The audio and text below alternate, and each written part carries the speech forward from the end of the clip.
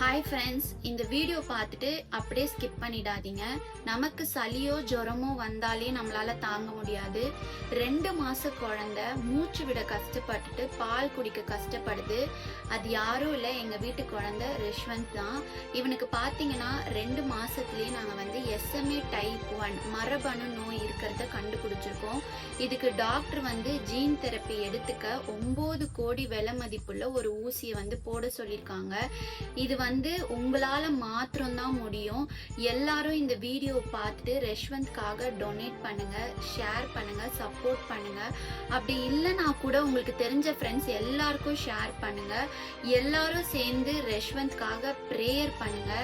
நம்மளால நினைச்சா முடியும். நீங்க எல்லாரும் சேர்ந்து கொடுக்க போற அந்த 1 ரூபாவோட மதிப்பு 2 மாச குழந்தை உயிரை காப்பாத்த போது.